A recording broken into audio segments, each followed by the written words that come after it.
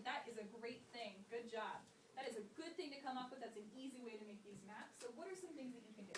Yeah? Read it twice, because then like, once you read it once, you find something, then you can, it's cause and effect, so you have to read it again. So right, I'm not just being crazy and trying to get you to do more work. Really, reading things twice really helps you see causes and effects you didn't see before. Johnny? You gotta highlight the important details.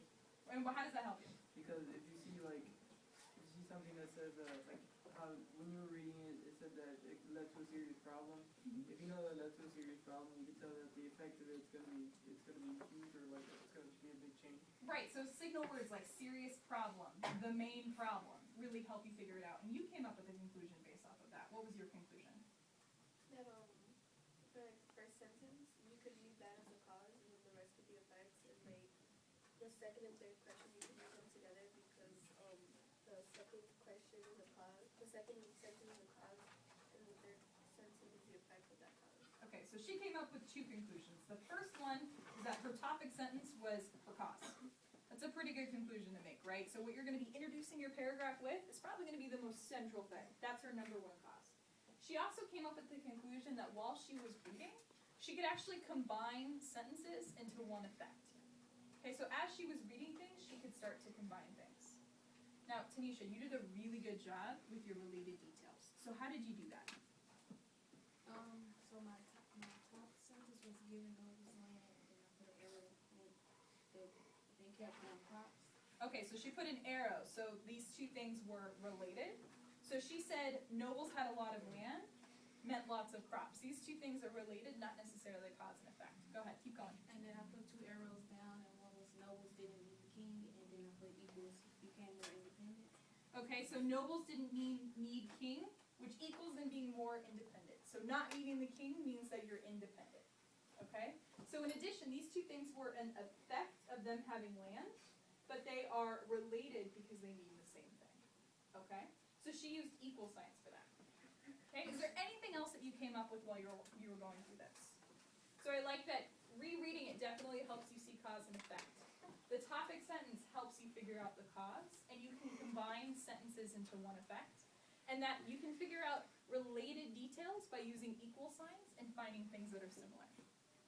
Yes? Wouldn't also the last sentence show like what happens? Absolutely. Like your last sentence is like the final piece that lets you know what the final effect is. Okay? Now, what did that word cycle tip us off on again? When you see the word cycle, what does that let us know, Eli? It's a circle. It's a circle, right? So it's something that's going to continue. It's going to be a cycle. Now, I'd like to call our attention to Emmanuel's cycle here. He did a great job. So can you talk about us what you did here? Okay, so what I did was, the first thing I read that was important was crops equals 12, which the people had. And then the thing that resulted, they gave it to the nobles, so nobles gained land, which means they didn't need king. And you said that this means is your equal sign, okay? And then nobles became independent. Okay. And then since they're independent, they need a land. They need an army. And then I put equals to money because they need a pail. Mm-hmm. And which means they need more land. So it comes back to the crops. There's one thing that we're missing here. Yeah? At the noble side, it's an rebel against the king, so that's why they needed the army. Mm-hmm.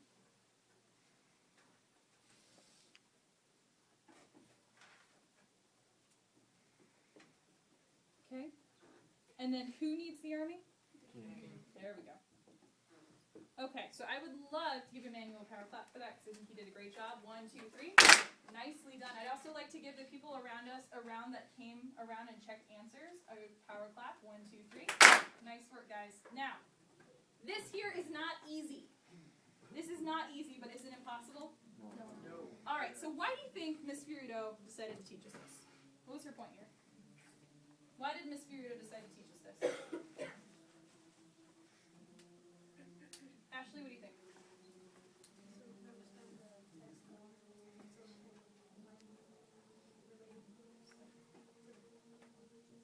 Okay, so we can find related clues to the cause. Okay, so we can understand the text better. Why else? Yeah?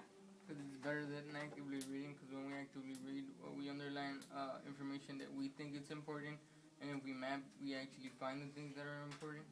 Good. And how does so underlining, you find the things that you think are important. How does this help you figure out what's actually important? Because one thing leads to another, which leads to another, and you find everything that you need. So by creating a sequence, you're able to figure out the most relevant details because they lead into each other. Why else did Miss FioRito teach us this? Morgan. Because it like helps us better understand. Like when we actively read, sometimes we like, just read the point so we just like put anything. But like when we do the math, it's better because now we actually like understand. Yeah, I've seen your active reading in the hallway when you're walking to class and you're thinking, I'm gonna underline this, I'm gonna put an exclamation mark, question mark, I didn't understand this word, I'm gonna put an X. I know that's your active reading, but is this something you can really fake? No. No. This actually requires you to do some stuff, and I'm gonna relay some shocking information to you. Next year, I know, far away, it's okay, you're gonna make it, we're gonna be great.